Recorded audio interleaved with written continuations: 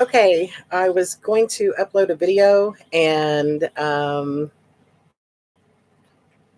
next fairy story, but it's taking too long, so I'm going to play it for you now, and I hope you can hear it and it goes well.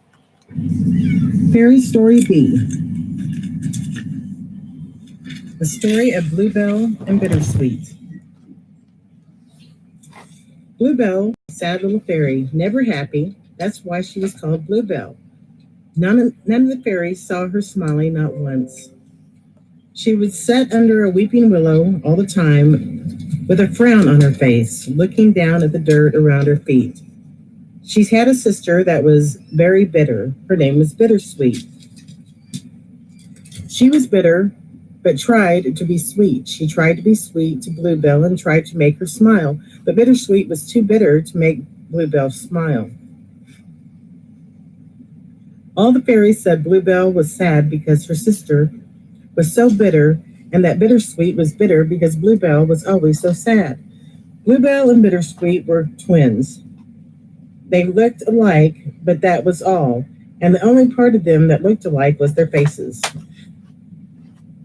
No one liked being around them. They were both very lonely girls and couldn't do any work because how they acted. I mean, it's hard to make a flower bloom happy if you are sad, and it's hard to make berries sweet if you are bitter. They tried and tried, but each time their work went wrong, and that just made them more sad and bitter. Bittersweet wanted Bluebell to be happy. She tried doing silly things like dyeing her hair purple and using the non-winged one's duct tape as a dress, which made all the fairies laugh at her because she would fall over because the tape would stick to her legs and to itself. Then she would try to unstick her legs, and her wings would get sticky and stick to her legs and the tape. Then she would be rolling like a ball trying to get loose. Her orange hair would look like she had put her finger in a light socket.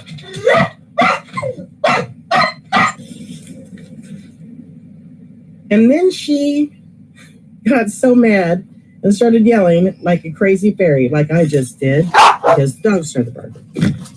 The more she yelled and rolled around, the more the tape would stick. But still, Bluebell was sad. She was sad for Bittersweet. Bluebell tried to make Bittersweet sweet by hiding flowers and candy all over the house. Flowers in the candy box and candy in the vase. One time she put chocolate candy in Bittersweet's powder. That was not good on a hot summer day. Bittersweet had took a bath and opened her powder tin and didn't look at the tin when she pulled the powder puff out. Poor Bittersweet had melted chocolate from face to toe. Bluebell ran to the weeping willow crying as Bittersweet yelled like a crazy woman.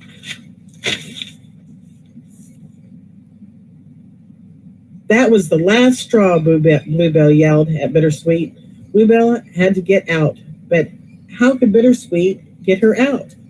At the same time, Bluebell was thinking it was time for Bittersweet to move out. So next day, when Bittersweet was at work, Bluebell went into her sister's room and took out Bittersweet's best dress and shoes. The dress was white with violets all over it, and the shoes were purple, and she found a big hat that was also purple. Then she dyed her blue hair orange, put on the dress, shoes, and hat, and went to a fairy town, one hill over to the last. Boo. She smiled at all the fairies and told them she was Bittersweet from the town of Cedar, one hill over. Every day she went to this town called Rosebud, and one day she met a fairy named Tom. Tom was a very nice fairy who liked to make things out of wood. He loved making Bluebell laugh all the time, but when she went home each night, she would be sad again. She would stop at a cedar tree and dye her hair back to blue and change her outfit and hide Bittersweet's things in a wooden box that Tom made. with her name Bittersweet carved on it. Poor Bluebell was falling for Tom, and he was falling for her. But she was acting as Bittersweet, so he liked Bittersweet. Meanwhile, when Bluebell was at Rosebud, Bittersweet had started her plan too. She dyed her hair blue and went to her sister's room and got Bluebell's best dress, a sky blue one with webs all over it. The shoes were dark blue and a hat that set aside sideways on her head. It matched the shoes but had webs on it like the dress. She went one hill over to the west, a town called Pottlewick. After a weed that looked like it had pottle fur on top of it. She acted nice and sweet to all she saw and made lots of friends and one fairy named Tim. He was Tom's twin, and oh, how he could sing. Fell head over heels for Tim, but he knew her as Bluebell and would sing love songs to her with Bluebell's name in them, not hers. Bittersweet would dye her hair back to orange and hide Bluebell's things in a bag under a rock next to a tree, the very tree Bluebell used. Tom and Tim got together one night and started talking about the girlfriends and how they would love to ask them to be their wives. The boys went to Cedartown early the next morning and asked around for Bluebell and Bittersweet. The fairies at Cedartown believed the boys to be crazy, but told them where the girls lived and that they were twins, one sad, one bitter. The boys stopped at a tree in the bend and found the dresses, one in the tree, one under a rock. When they heard someone, they flew up into the tree. It was Bluebell. Tim said, "That is my girl." But then Bluebell dyed her hair orange, and Tom said, "Wait, that's Bittersweet." Bluebell got dressed and walked off with her head down crying, and they heard her saying, "Tom, oh Tom, I found you for Bittersweet, but fell in love with you, but you don't know me at all." Then Bittersweet went to the rock and dyed her hair blue and sat on the rock crying, "Tim, how I love you, but your love is for Bluebell." Then she walked off crying. The boys went back to the Cedartown to ask things about the girls, but nothing anyone said made any sense to them. Tom's girl that he now knew was Bluebell smiled and laughed all the time, and Tim's girl that he now knew was Bittersweet was sweet and kind to all. One fairy in town told them to go to the weeping willow tree. She would tell them right. So the boys went and asked her about the girls.